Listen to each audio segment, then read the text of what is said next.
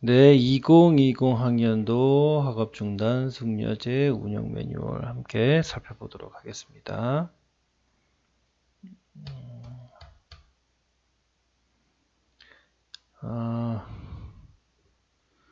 숙려제 적용 대상 학생은 두 종류의 학생입니다. 두 종류의 학생인데, 잠시만요. 좀 더 이렇게. 학교의 학업 중단 의사를 밝힌 초중고등학생, 저 이제 학교 안 다닐래요. 검정고시, 가정학습, 미인가 대안교육시설로 이동 등의 사유로 학업 중단 의사를 구두로 표현한 학생, 또는 유예 신청서나 자퇴원을 제출한 학생과, 즉 학업 중단 의사를 밝힌 학생.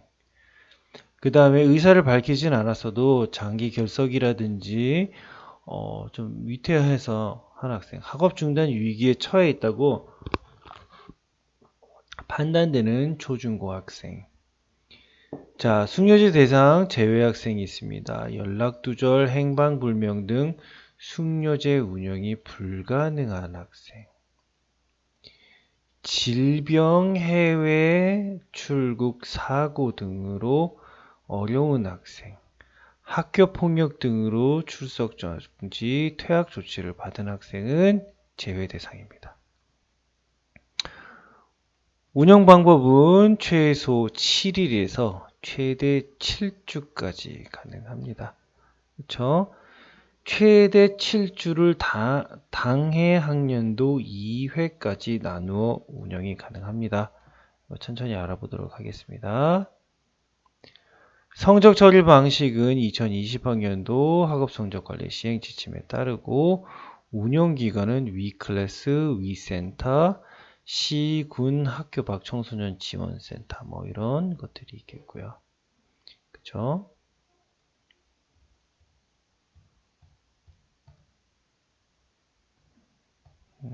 추진 근거 이거 좀 넘어가 보도록 하고요. 자, 학업 중단 숙려제를 운영을 하는데 운영 주체는 학교장입니다. 그 다음에 또 학업 중단 예방 지원팀을 구성하여 운영해야 됩니다. 학업 중단 예방 지원팀. 학업 중단 위기 학생의 조기 발견 및 적극적이고 효율적인 지원을 위해서 교감, 전문 상담교사 등의 교원 5에서 10인 정도로 하고요. 각 학교에 반드시 설치하되 학교 내에 다른 유사 위원회와 통합 운영이 가능합니다. 즉 학업 중단 예방 지원팀은 반드시 구성해야 됩니다. 구성은 교감 및 상담교사가 반드시 들어가야 되겠고요. 역할은 학업 중단 전숙려제 기회 부여 및 학생 지원과 관리, 학업 중단 예방 계획 수립 및 프로그램 운영, 학업 중단 위기 학생 위센터 외부 기관 연계. 적용 대상 아까 말씀드렸다시피 학업 중단 의사를 밝힌 학생, 학업 중단 위기에 처해 있다고 판단되는 초중고등학생. 그쵸? 미인정 결석 연속 7일 이상 또는 누적 30일, 730. 적용 제외 대상입니다. 연락두절, 행방불명 등으로 불가능한 학생, 발육부진 사고, 해외 출국, 미인정 유학으로 학교폭력으로 인해서 출석 정지, 퇴학하게 된 학생은 학업 중단 숙려제 제외 대상입니다. 그쵸? 여기 유의사항은 좀 보셔야 될 것 같습니다. 유의사항. 그쵸? 필수. 중요한 것이겠죠.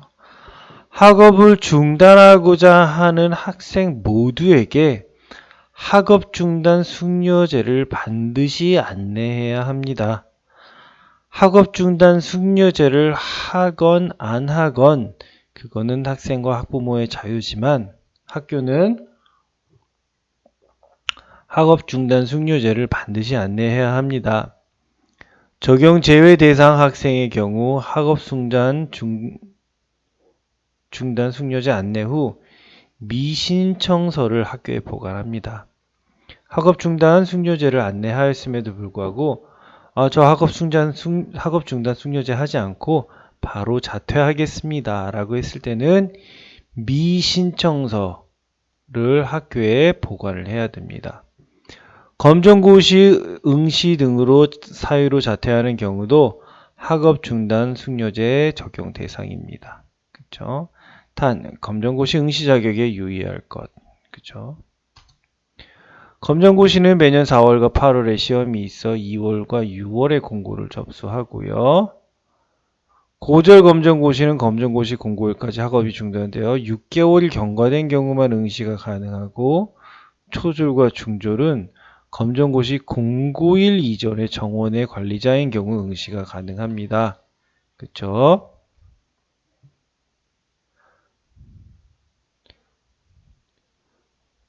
운영 방법 알아보겠습니다. 대상 학생과 보호자에게 학업 중단 숙려제를 반드시 안내하고 참여를 희망할 경우 신청서 작성 및 내부 계획에 의해 운영합니다. 상담 최대 2주까지 가능하고요. 메일 프로그램 최대 5주까지 가능합니다. 상담과 메일 프로그램으로 학업 중단 숙려제를 운영을 하고요. 학업 중단 위기 원인 파악과 원인별 맞춤형 프로그램 제공을 위해 상담을 우선 실시 권장합니다. 학업 중단 숙려제 최대 7주를 당해 학년도 2회까지 분할하여 사용 가능합니다.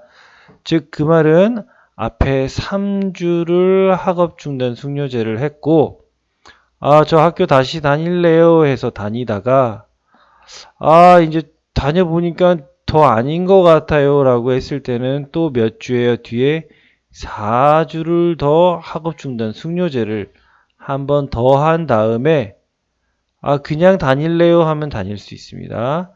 이때 3주와 4주는 최종 7주는 출결로 인정이 되는 방식입니다. 그쵸?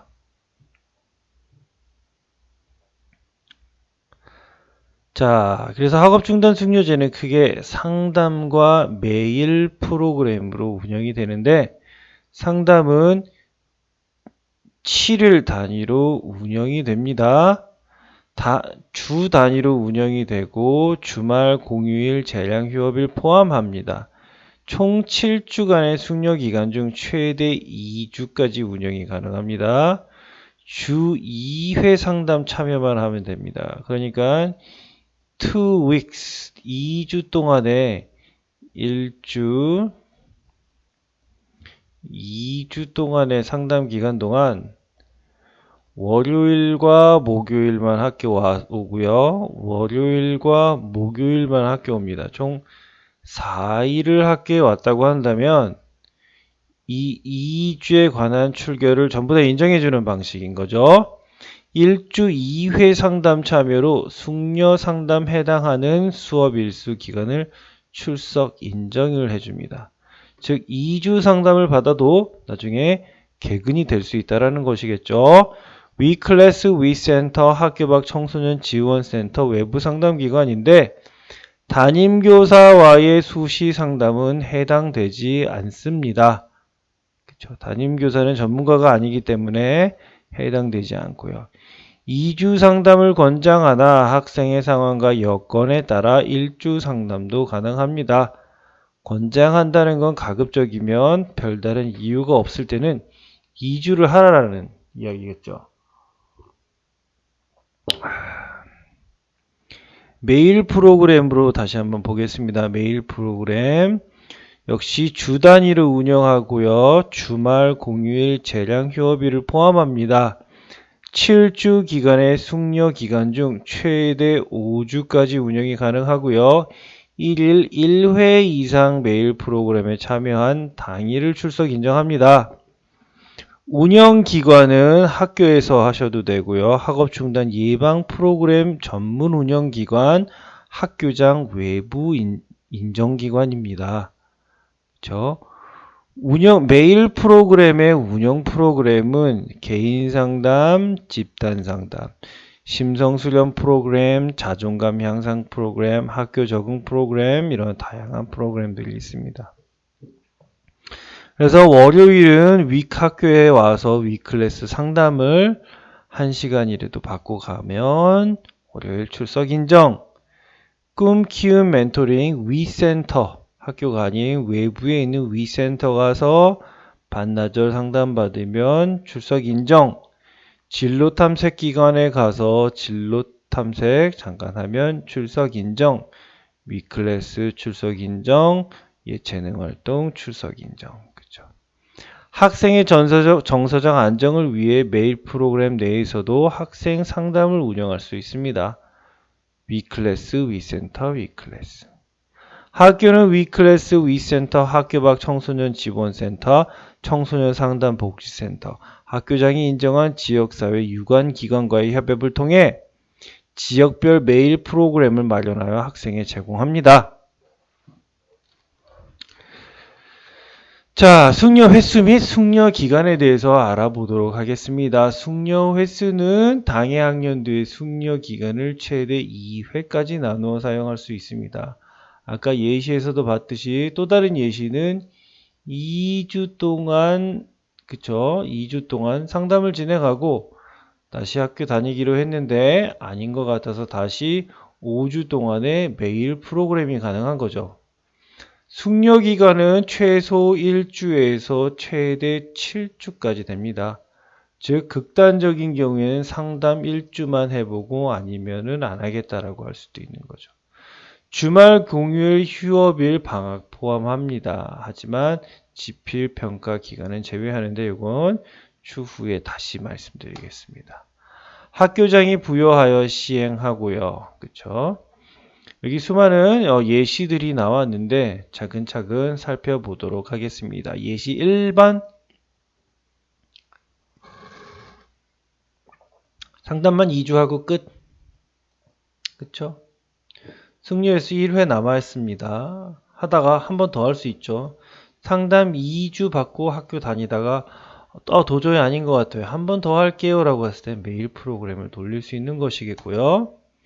상담 2주 하고 메일 프로그램 3주 했어요. 그러면 끝나는 거예요. 상담 2주, 메일 프로그램 2주를 연달아서 했어요. 연속으로 1회차로. 그 다음에 2회차로 메일 프로그램 3주 남았고요. 그쵸? 이렇게 다양한 방식으로 사용할 수 있는 거고요. 자퇴원 제출 유무에 따른 숙려기간입니다. 자퇴원을 제출한 경우 자퇴원을 제출한 다음 날부터 숙려기간을 적용하며 숙려기간 마지막 날짜까지 합니다. 그렇죠? 유의사항이 또 있네요. 제도 취지에 맞는 숙려를 계획하라. 학업 중단 숙려제는 학생을 기관에 단순히 위탁하는 제도가 아니며 학업 중단 위기 학생에게 숙려 기회를 제공하여 학업을 지속할 수 있도록 돕는 제도이다. 따라서 취지에 맞게 계획을 수립하여 운영하여야 한다. 숙려 상담 계획. 숙려 상담 기간 중 마지막 상담을 종료일로 계획한 경우 학생 개인 사정에 의해 변경을 요청하면 수용이 어려우므로 가급적 종료일 이전에 일정을 계획할 것을 권장한다. 메일 프로그램은 여러 기관과 연계하여 운영한다. 숙려제는 주 단위로 한다. 숙려제 종료 7주 기간을 모두 사용했거나 7주를 2회 나눠서 사용한 경우 2회로 나눠 숙려제를 사용한 경우 7주 미만이라도 종료한다. 그렇죠? 이건 한번 보시면 될 것 같고요. 출석 및 성적 처리. 출결 관리만 한번 보겠습니다. 학업 중단 숙려제의 가장 핵심은 출결이죠. 출결을 인정해 준다라는 거죠. 학업 중단 숙려제 프로그램에 참여한 숙려 기간을 출석 인정 결석으로 처리를 합니다. 숙려 상담 기간 1주에서 2주 이하는 그죠? 2주 출석 인정 결석 처리합니다. 1주 1회 상담만 했어요. 총 2주 했어요. 그쵸? 요거 재밌네요. 1주에 원래는 2회 상담을 해야 되는데 일주에 1회만 상담했습니다. 일주에 1회만 상담했으니까 숙려 상담 당일만 출석 인정 결석 처리하고 그 이외에는 일반 결석 처리합니다. 무단 정도가 되겠죠. 숙려 상담 기간 모두 불참했으면 모두 무단 결석 처리를 하는 것이겠고요. 매일 프로그램 운영 기간 중 1회 이상 프로그램에 참여해야 되고 참여 1만 출석 인정으로 처리하고 그 이외에는 결석 처리합니다. 출석 인정 기간은 숙려 기간 최대 7주, 주말 공휴일 휴업일 방학 포함에 하나고요. 전체 숙려 기간 중 주당 2회 이상 상담을 통한 출석 인정은 최대 2주에 하나입니다. 출석 인정 결석 처리 이외의 결석 처리는 사유에 따라 질병 결석, 미인정 결석 등으로 처리합니다. 숙려 기간이 끝나지 않아도 학교에 복귀가 가능합니다. 복귀 시 출석 처리를 위해 학교장 결재가 필요하고요. 유의사항이 있습니다. 숙려 기간의 첫 시작일이 화요일이면 그 다음 주 월요일까지가 첫 주가 되고 이 기간 동안 숙려 상담 2회를 참여해야 모두 출석 인정 결석 처리합니다. 2주 숙려 기간 동안 첫 주에 상담을 4회 참석하고 둘째 주에 상담이 전혀 이루어지지 않은 경우 첫 주만 출석 인정 결석 처리하고 둘째 주는 미인정 결석 처리합니다. 성적 처리, 학업 중단 숙려제로 인한 결시생 성적은 관련 근거에 따라 처리합니다. 지필평가, 아무리 학업 중단 숙려제라 할지라도 지필평가 기간에는 평가에 참여하는 것이 원칙입니다. 그렇죠? 2020 학년도 경기도 중학교 고등학교 학업성적 시행 지침입니다. 여기 예시가 나오네요. 지필평가 기간, 숙려 기간 2주 상담이 겹쳐 있는 경우에 출결 처리 예시입니다. 그쵸? 몇 월인지는 안 나왔네요. 자, 5월이라고 예를 들어 봅시다. 그쵸? 5월 9일 자퇴원을 제출합니다. 내부 결제를 내고요. 5월 10일부터 숙려제가 실시가 됩니다. 5월 10일 화요일 날 시작했으니까 월요일이 사실은 1주가 돼야 되는 건데, 그쵸? 1, 2, 3, 4, 5, 6, 7일. 여기가 1주입니다. 1, 2, 3, 4, 5, 6, 7. 여기가 2주가 되는 거고요. 그렇죠? 그래서 이날 동안 상담 실시 1번, 상담 실시 2번. 출석 인정. 이때는 무조건 지필평가 기간은 숙려 기간 제외고요. 그쵸? 상담 1번, 상담 2번. 숙려제 종료. 그쵸?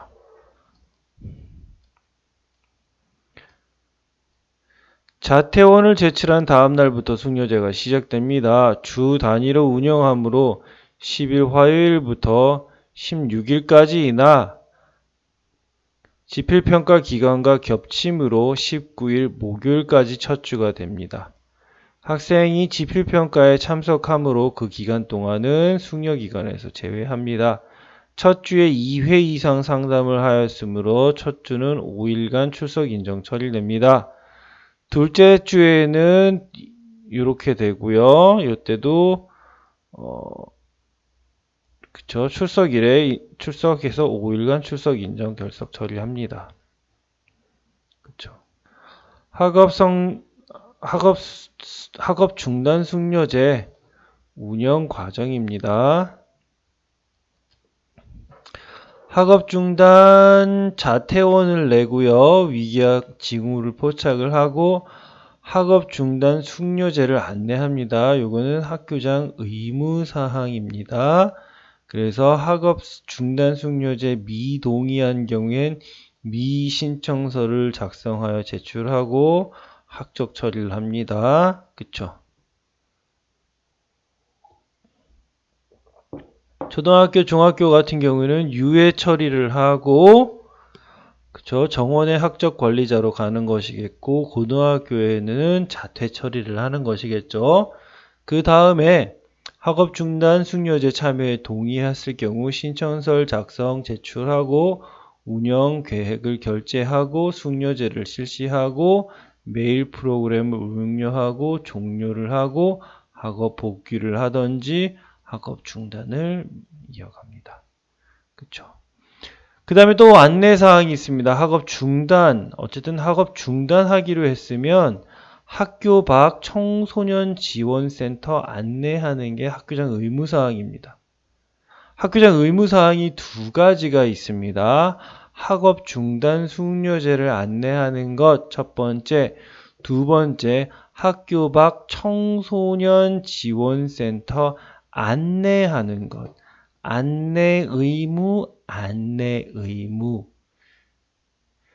학업 중단 숙려제 안내 의무 학교 밖 청소년 지원센터 안내 의무. 그날 일기 써야겠네요. 안내의 일기. 죄송합니다. 네, 이렇게 해서 쭉 보시면 될 것 같고요. 그쵸? 과정별 쭉 학교의 구성원. 그 다음에 아까 초창기에 말씀드렸다시피 무엇을 운영해야 된다? 학업 중단 예방 지원팀을 운영해야 된다. 그쵸? 학업 중단 예방 지원팀. 학업 중단 예방하자, 지원하자. 그쵸? 기운형 기관과의 협력, 나머지들은 쭉 이제 실무적인 거여서 이건 그쵸? 요것도 한번 보면 좋을 것 같네요. 학업 중단 예방팀 구성 및 운영. 학업 중단 예방 지원팀은 어떻게 구성해야 합니까?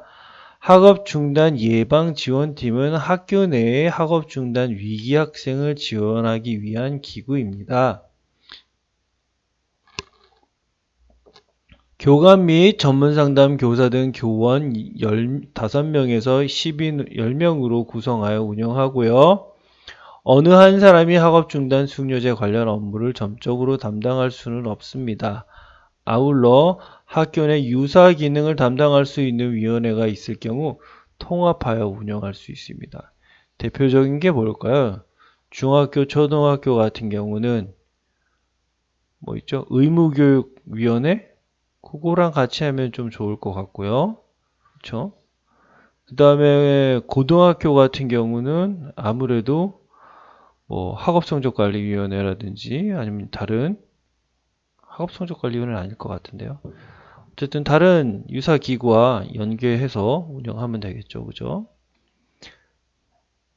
자, 예시는 다음과 같습니다. 1차 담임상담 예방지원팀 지원 마련 담당 부서인데 자, 보겠습니다.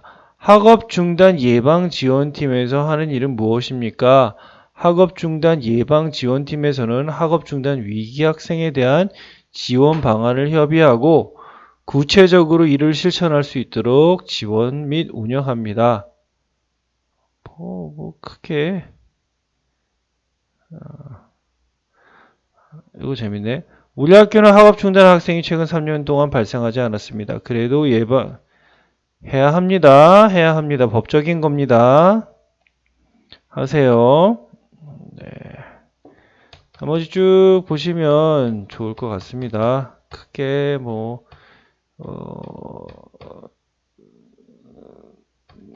구체적인 사안들 쭉 한번 보시면 좋을 것 같습니다. 오늘 학업 중단에 관련된 그쵸?